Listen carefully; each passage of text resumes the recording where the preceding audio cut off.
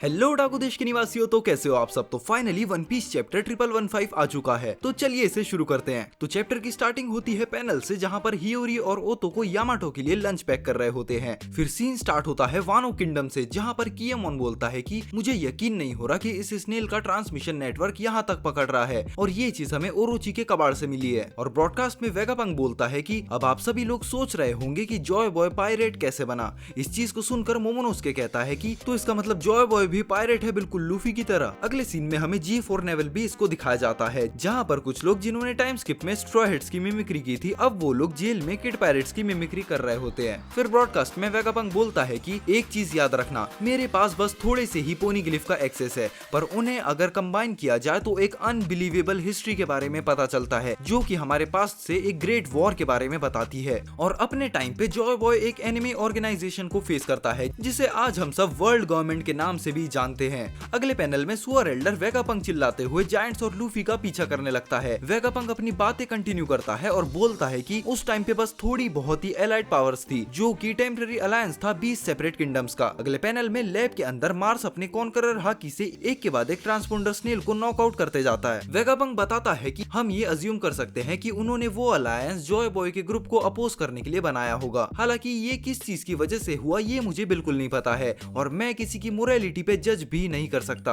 लेकिन एक चीज बता सकता हूँ कि ये क्लैश ऑपोजिट आइडियोलॉजीज की वजह से हुआ है। और मैंने पहले ही बताया था कि जॉय बॉय एक फैंटास्टिकल सिविलाइजेशन में पैदा हुआ था, जो कि इतना एडवांस था कि इस चीज पर यकीन करना मुश्किल है कि आज से 900 साल पहले ऐसा कुछ एग्जिस्ट करता होगा। और उस टाइम के वेपन्स आज के मॉडर्न साइंस से बहुत ही ज्यादा एडवांस थे। अगले पैनल में हम फॉक्सी को देख, जहाँ पर वेगापंक बताता है कि इस तरह की टेक्नोलॉजी मुझ जैसे जीनियस के लिए भी शॉकिंग है। फिर अगले पैनल में हम स्टसी को देखते हैं, जिसे एडिसन कॉल पे बैरियर हटाने के लिए कहता है। अगले पैनल में नामी जिम्बे को कॉल में बोलती है कि उन्हें और कितना समय लगेगा। जिम्बे बोलता है कि सॉरी, बस हम लोग पहुंच ही गए। नामी बोलती है कि जल्दी करो, मरीन्स अपनी शिप को नॉर्थ ईस्ट कोस्ट पर ला रहे हैं।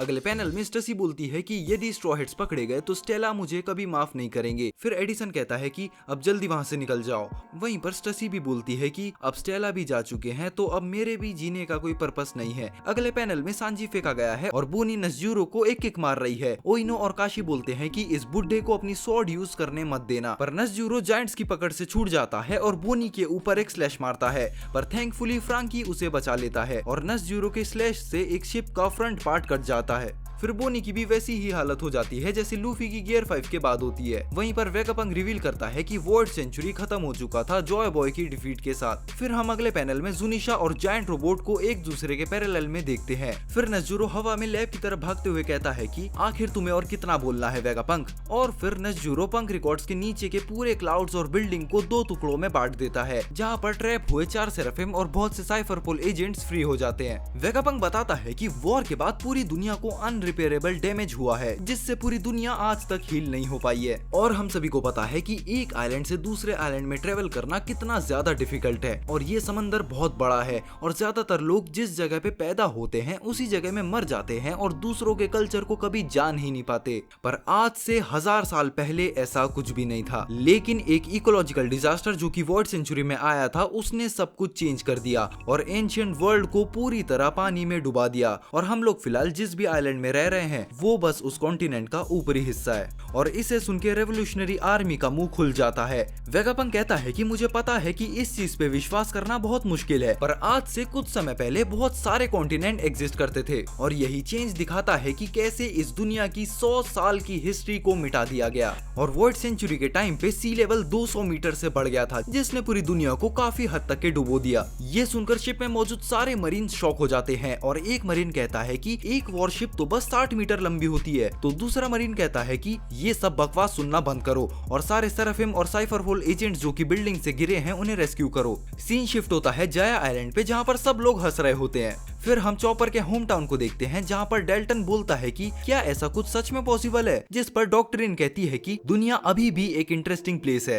वेगापंक कहता है कि ये चीज अब क्वेश्चन खड़ा कर देती है कि आखिर इतना सारा पानी आया कहाँ से, और पहली नजर में देखने पर ऐसा लगेगा कि ये किसी तरह का नेचुरल डिजास्टर है। हालांकि इस चीज को मैं क्लियर कर दूं कि ऐसा कुछ भी नहीं हुआ है, बल्कि ये पूरी तरह मैन मेड कैलेमिटी है। जिस पर मॉर्गन चिल्लाते हुए कहता है कि तुम मजाक कर रहे हो, लेकिन वीवी उसे चुप करा देती है और वेगापंक आगे बोलता है कि अगर ये नेचुरल डिजास्टर होता तो इस चीज का प्रूफ हमें किसी जगह पर मिलता, और मेरे रिसर्च मीटियोरोलॉजी, जियोलॉजी, इकोलॉजी और एटमॉस्फेरिक साइंस चीज को कंफर्म करते हैं कि ऐसा नेचुरल फिनोमेनन कभी नहीं आया, और ऐसा चेंज नेचुरली अचानक से 100 साल के अंदर आना नियरली इम्पॉसिबल है। तो इसका मतलब ये समझो कि हमें हर जगह पर झूठ बोला गया है। और मेरे डाउट्स और भी ज्यादा क्लियर हो गए जब मैंने करंट सी लेवल को एनालाइज किया। बट जो डिजास्टर 800 साल पहले हुआ था वो एक एंशिएंट वेपन टेक्नोलॉजी से हुआ था जो कि केपेबल था पूरी दुनिया को डुबाने में, और वही सेम वेपन आज भी एग्जिस्ट करता है और बस उसे फिर से यूज करने की देरी है। क्योंकि दूसरे शब्दों में कहा जाए तो द ग्रेट वॉर जिसने पूरी दुनिया को पलट दिया था वो आज भी चल रही है।